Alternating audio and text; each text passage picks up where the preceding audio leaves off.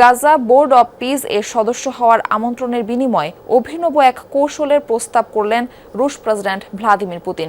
গাজা পুনর্গঠনে $1 বিলিয়ন অর্থ সহায়তা দেওয়ার ইচ্ছা প্রকাশ করেছেন তিনি। তবে তার পুরোটাই দিতে হবে ইউক্রেনে চালানো হামলার প্রেক্ষিতে যুক্তরাষ্ট্রের হাতে বাজেয়াপ্ত সম্পদ থেকে। আন্তর্জাতিক প্যানেলে যোগদান করার বিষয়টি নিশ্চিত না করলেও আলোচনা করবেন মার্কিন প্রতিনিধিদের সাথে বলে জানিয়েছেন প্রেসিডেন্ট পুতিন। অরেঞ্জ সহ বিভিন্ন ফ্লেভারে প্রাণ ললিপপ, জুসি ওয়ার্ল্ড। গাজার বোর্ড অফ পিসে যুক্ত হতে মার্কিন প্রেসিডেন্টের কাছ থেকে আমন্ত্রণের খবর নিশ্চিত করেছেন রুশ প্রেসিডেন্ট ভ্লাদিমির পুতিন। প্রস্তাব দিয়েছেন উপত্যকার পুনর্গঠনে $1 বিলিয়ন অর্থ সহায়তারও। তবে সেই প্রস্তাবের সাথে জুড়ে দিয়েছেন একটি শর্ত। ইউক্রেনে চালানো হামলার প্রেক্ষিতে রাশিয়ার সম্পদ জব্দের পাশাপাশি দেশটির উপর বিভিন্ন সময়ে কঠোর নিষেধাজ্ঞা আরোপ করেছে যুক্তরাষ্ট্র আর পশ্চিমা বিশ্ব। এবার ট্রাম্পের প্রস্তাবের পর যুক্তরাষ্ট্রের জব্দকৃত ওই সম্পদ থেকেই আন্তর্জাতিক প্যানেলের স্থায়ী সদস্য পদের ফি পরিশোধ করতে চান বলে জানান প্রেসিডেন্ট পুতিন। এ বিষয়ে বুধবার ক্রেমলিনে আয়োজিত দ্বিপাক্ষিক এক বৈঠকে ফিলিস্তিনের প্রেসিডেন্ট মাহমুদ আব্বাসের সাথেও আলোচনা করেন তিনি।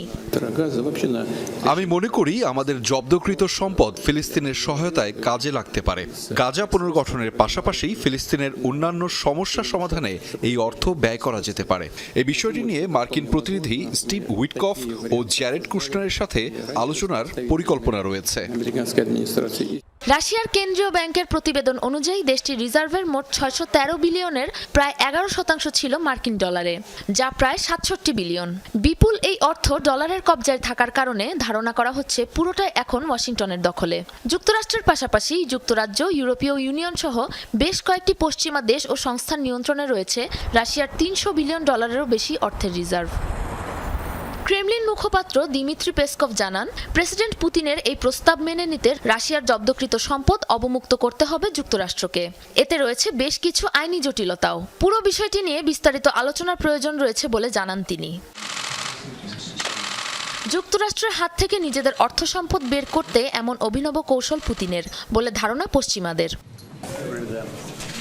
সাবরিনা নুসরাত, যমুনা নিউজ।